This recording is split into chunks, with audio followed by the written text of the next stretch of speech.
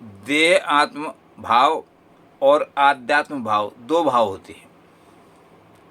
और तो वैसे दर्शन शास्त्रों में कई सारी चीज़ें बताई हैं, लेकिन मैं सरल तरीके से बताना चाहता हूँ कि दो भाव होते हैं मन में। एक तो ये रहता है कि मैं, यानी देह आत्मा है, यानी शरीर ही आत्मा है, शरीर ही मैं हूँ। एक तो ये भावना होती है। एक ये भावना होती है, आध्यात्म भाव कहते हैं जिसको, इसमें ये भावना होती है कि मैं शरीर नहीं हूँ, मन नहीं हूँ, बुद्धि नहीं हूँ, अहंकार नहीं हूँ। एक ये भावना होती है। दो कंसेप्ट होते हैं।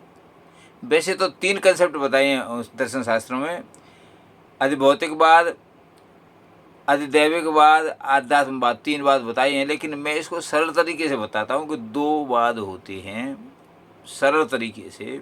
एक तो यह है कि हम अपने शरीर को, मन बुद्धि को अपना रूप माने। एक ये है कि हम शरीर को, मन बुद्धि को अपना रूप नहीं माने। ये दो भावनाएं।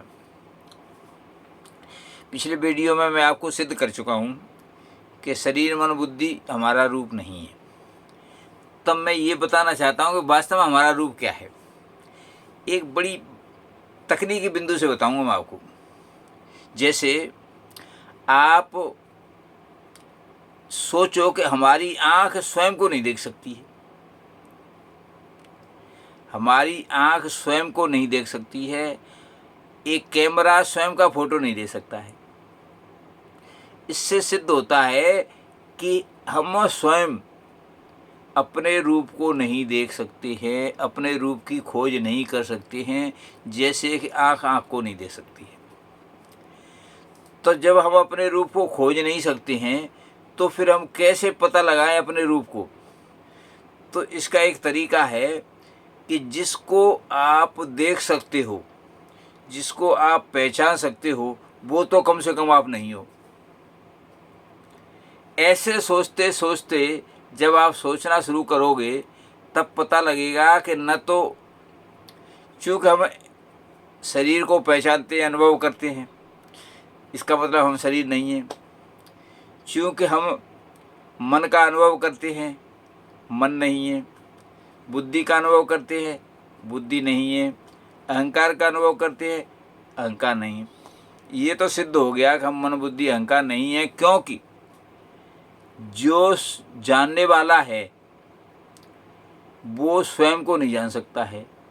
अगर वो जानता है किसी चीज़ को, तो वो स्वयं नहीं हो सकता है।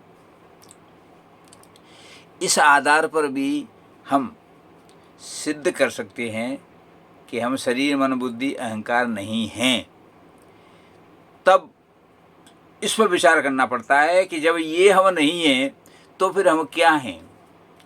और ये बड़ी विचित्र बात है।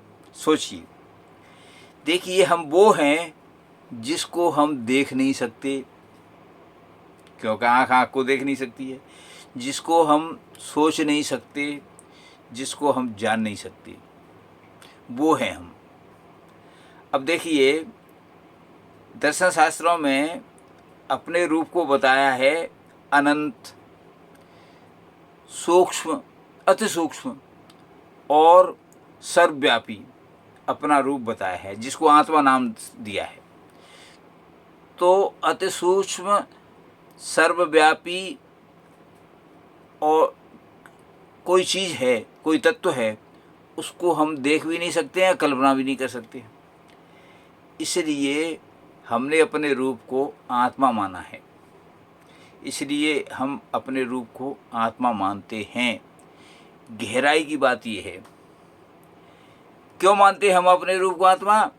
क्योंकि हम स्वयं को देख नहीं सकते हैं, आँख को देख नहीं सकती है, तो हम जिसको देख नहीं सकते हैं वो हैं हम। इसलिए दर्शन शास्त्रों में ये लिखा है कि जब आपको कोई चीज़ समझ में नहीं, जब आप देखते देखते देखते जिसको नहीं देखें वो हो आप। मैं इसको तर्कपूर्ण बताना चाहता हूँ कि हम वो हैं जिसको हम देख नहीं सकते, समझ नहीं सकते, और वो केवल वही चीज़ है जो सर्वव्यापी है, अति सूक्ष्म है, और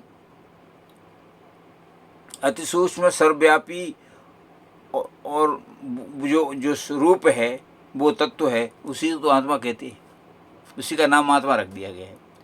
तो इससे सिद्ध होता है कि हमारा रूप, हमारी जो वास्तविक रूप है वो छोटा नहीं है, सर्वव्यापी है,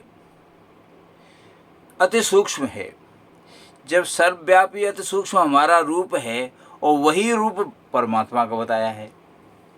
परमात्मा के बारे में भी तो ये परिभाषा बनाई है कि सर्वव्यापी, सर्वसमर्थ, अति सूक्ष्म ही परमात्मा होता है, जिसमें चेतना हो, जो चेतना देता है उसी को तो परमात्मा माना है। तो फिर हमारा रूप परमात्मा के रूप से मेल खाता है, इसीलिए कहते हैं आत्मा ही परमात्मा होती है दर्शन शास्त्र में। धन्यवाद।